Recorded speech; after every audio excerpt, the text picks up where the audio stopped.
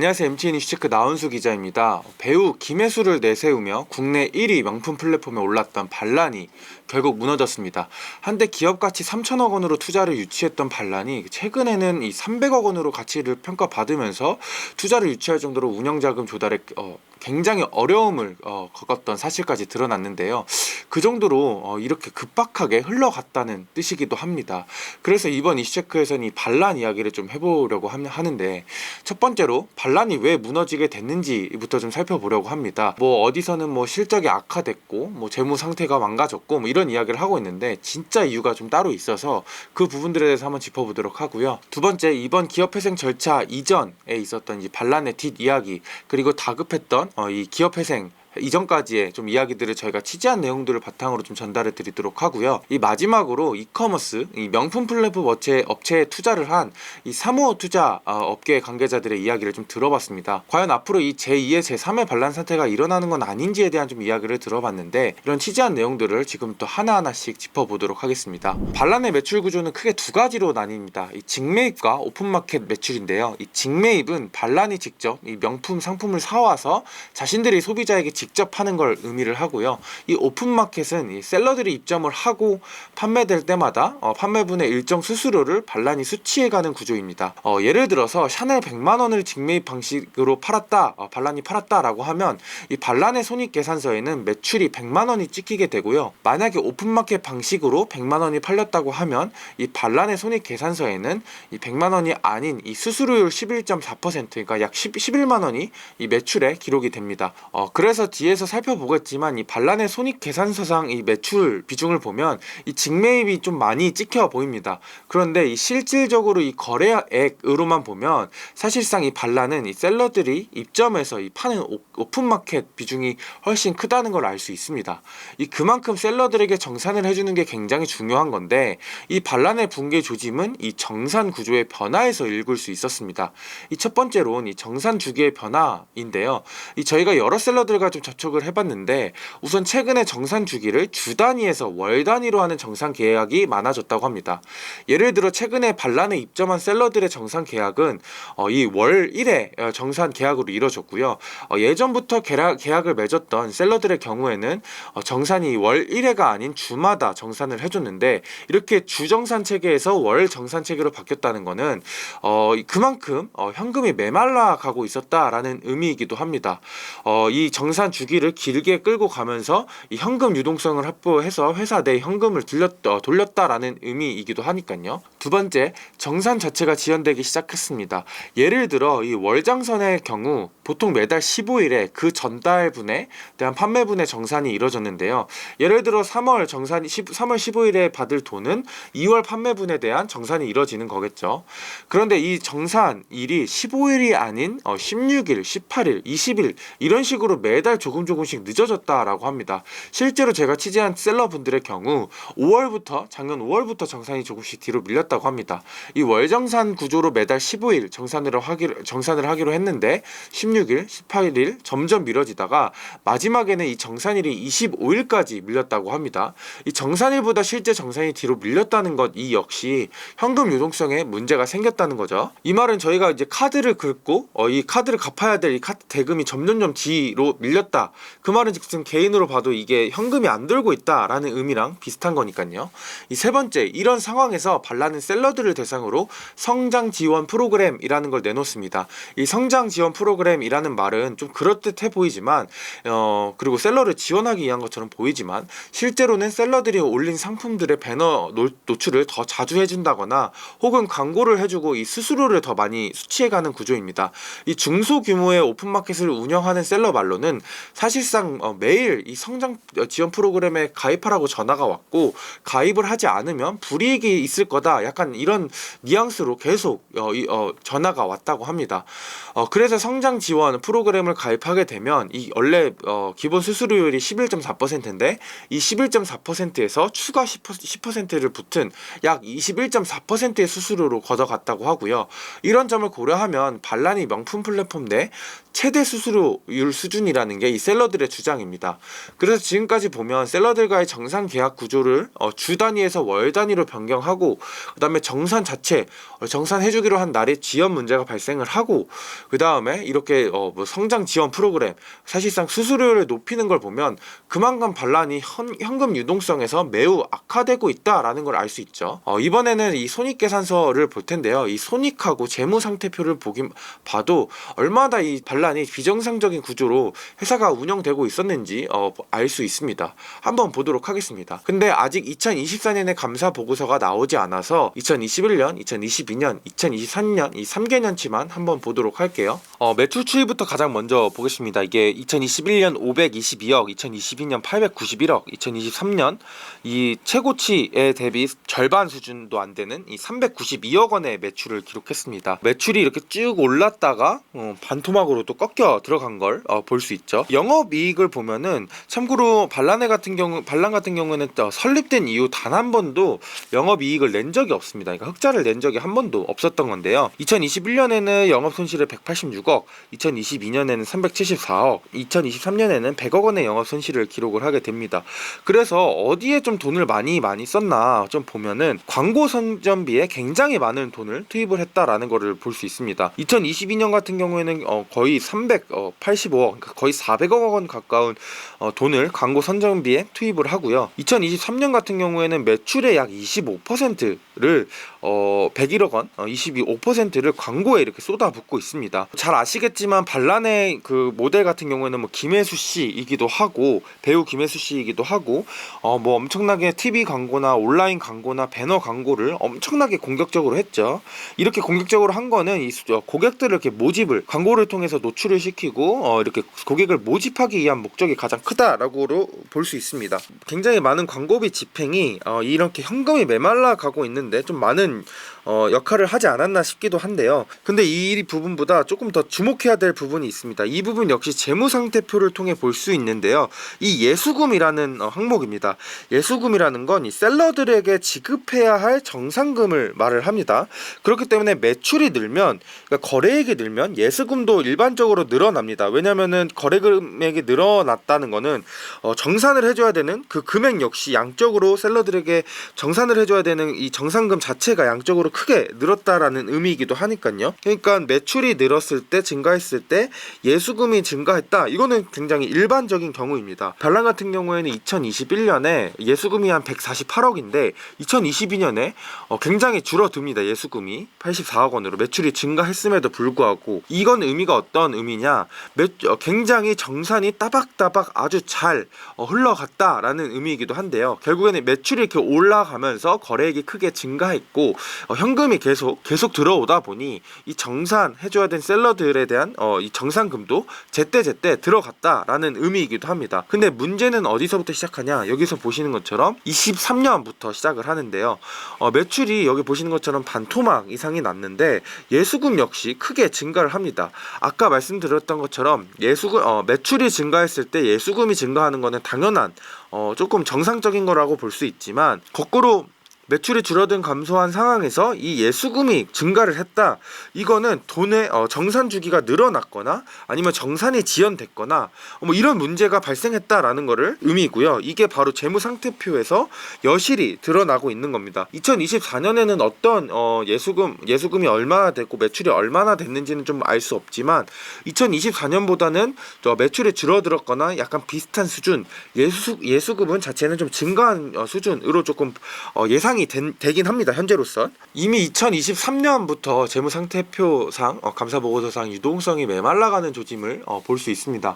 그런데 단순히 이 반란의 실적, 그러니까 이 재무상태만을 보고 이 기업 회생의 원인이다 라고는 볼 수 없는데요. 사실 매출이 하락하고 영업 손실이 나도 회사가 현금이 도는 상황이라면 회사는 버틸 수 있는 거죠. 뭐 현금이 돈다고 하면은 외부에서 수요를, 자금 투자를 유치해서 뭐 현금이 돌면은 유지가 될 수 있다, 이런 의미이기도 합니다.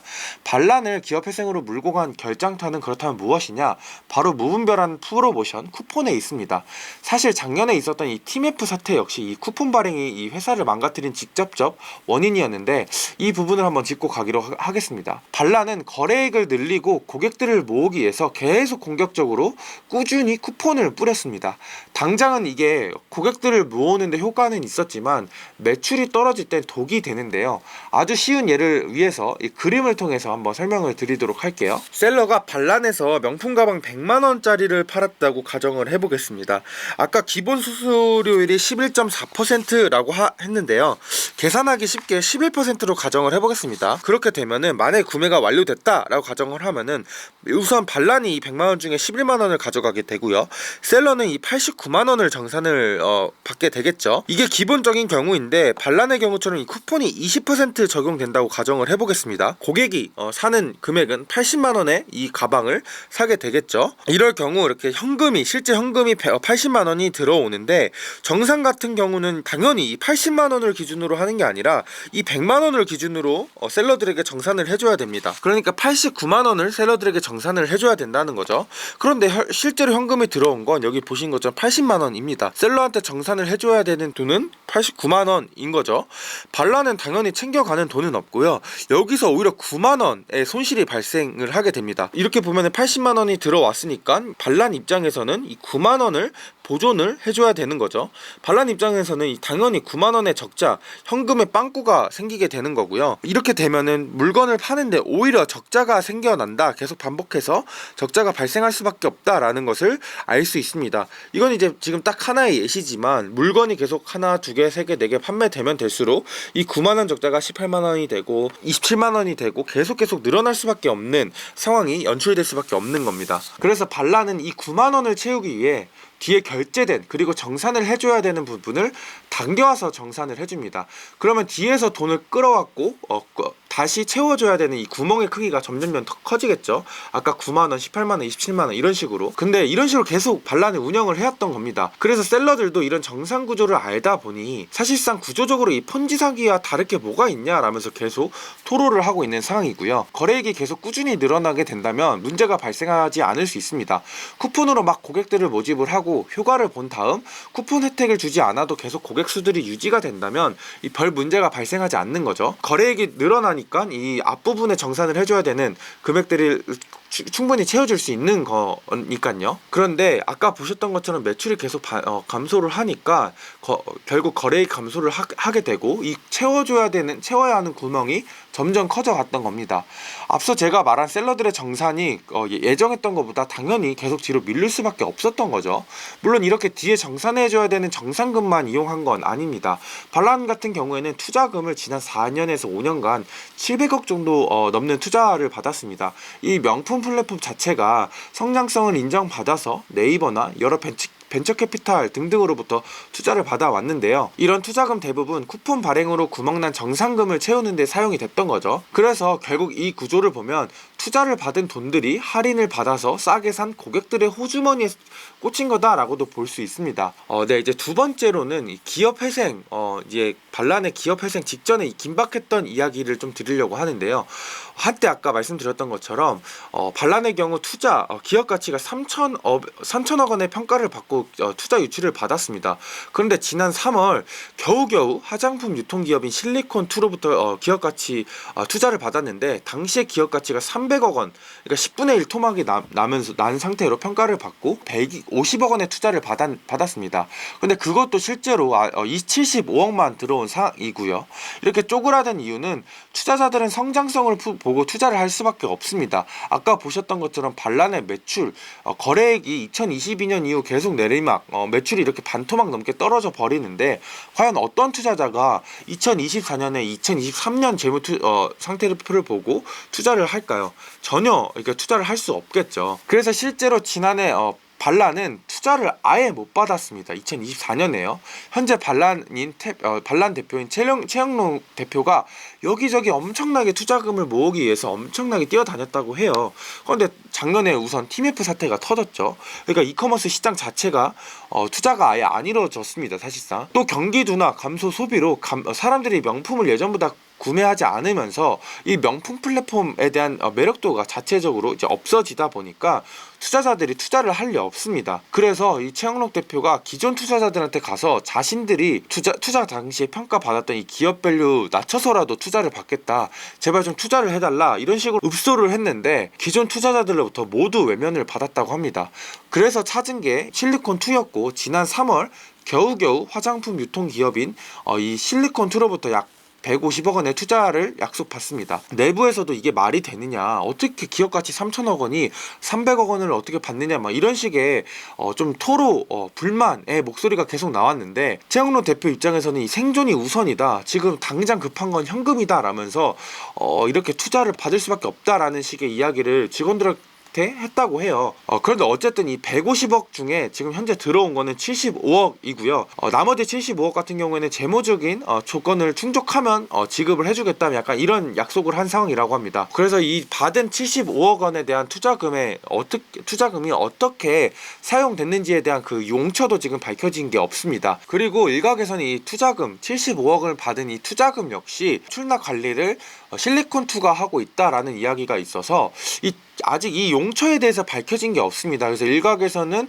아예 이 실리콘2 로부터 받은 이 75억 원이 투자금을 이게 정산하는데 못 쓰였다라는 이야기도 나오고 있고요. 그렇다 보니 또 다른 일각에서는 이 실리콘2가 이렇게 투자금, 자금 용처를 이렇게 묶어버렸는데, 출처를 묶어버렸는데, 이게 좀 향후의 경영권 확보를 위해서 이렇게 조금 드라이브 키를 잡고 있는 거 아니냐라는 이야기도 나오고 있는 상황입니다. 네, 마지막으로 이커머스, 그러니까 명품 플랫폼에 이렇게 투자한 투자자, 사모펀드 관계자의 좀 이야기를 들어봤습니다.